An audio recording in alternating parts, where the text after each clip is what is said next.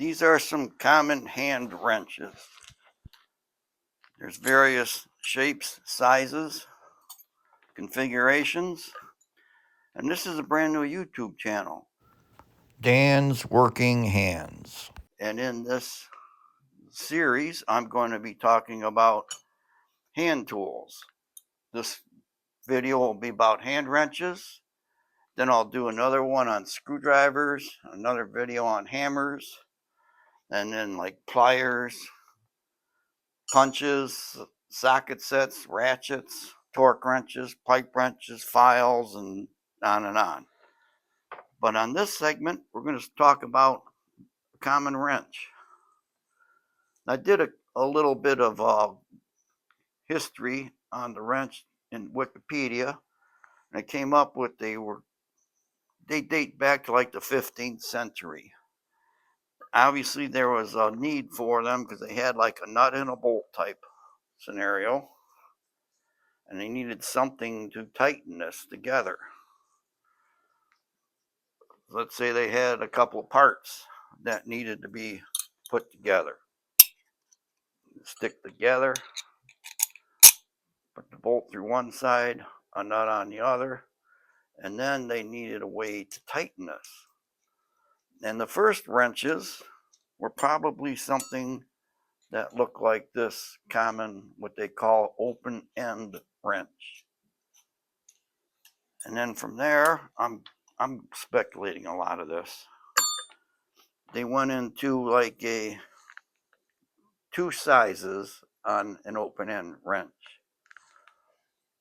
In the Wikipedia search, it said that Solomon Merrick from Springfield, Massachusetts, in 1835, patented the first adjustable wrench. They look like this. Adjustable, hence the name, by turning a dial and the jaws expand or collapse to fit on whatever fastener you're trying to turn. That was in 1835. I don't know when the nut and the bolt was invented because that's not part of this video. This video is about wrenches that are needed to turn said nut and bolt.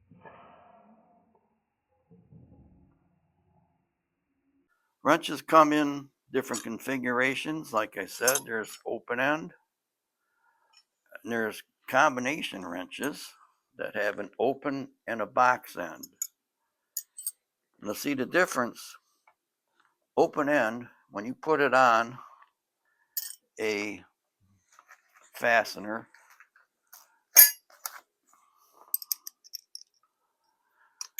and that's really tight, and you take this wrench and you start really torquing on that, these jaws can spread apart and then slip. So they came up with a method of enclosing the end. They call that a box wrench, so it's boxed in. You get a lot more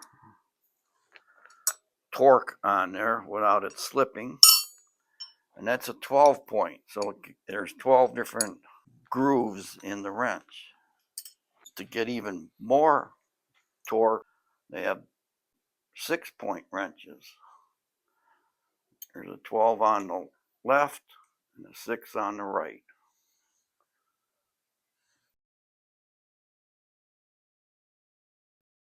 There's also early on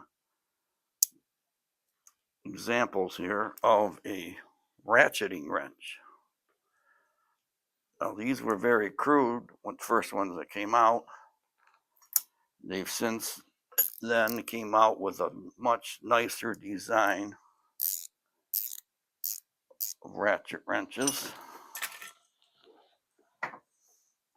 They have the socket end of the wrench has teeth in it, and it will turn one direction and then swing back easily in the other one. They've come up with combination ratchet wrenches, 2 different sizes. In this dial, which is flat and straight, there's no switching mechanism on here. You put it on either this way and turn it that, or that way to loosen it. And he came out with these others.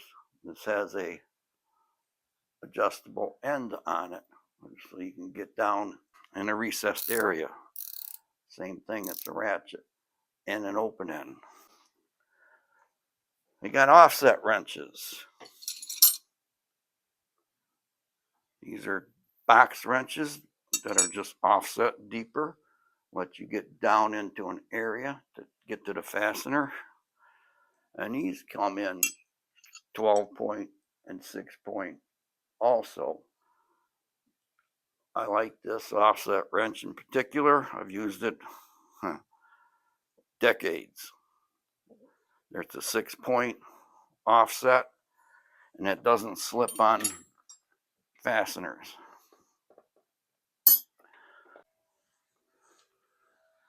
This is what was called an ignition wrench. Back when cars had points and condensers, you needed this 90-degree offset here to get down inside there to get to the nut that held the points wire. Nice specialty wrench. Another specialty wrench would be something like this. It's offset, it's thin, it's got a big diameter. In fact, this says it's 27 millimeters. Short handle, special wrench. Now, that brings up another interesting thing. This is millimeter or metric. These others here are English or SAE, and an adjustable wrench will work for both. A good way to buy wrenches would be to get an assortment like this. This happens to be English and metric. English are on the right side, metric's on the left side. That's a convenient roll-up type thing. And you just keep that in your trunk. The problem with something like this is, say I was tightening this nut and bolt, 9/16. Well, you need two of them. There's only one in there. So you need either two sets of those or a smaller set that has common sizes in it so that you can have two 9/16 to take care of this situation. I hope you enjoyed this little short segment on hand wrenches. And please stay tuned to my channel, even though it's new. I'm going to be doing more videos on, like I said, screwdrivers, hammers, pliers, and so on and so forth. Like, subscribe, comment, share. This is Dan's Working Hands saying goodbye for now. I'll talk to you on the next one.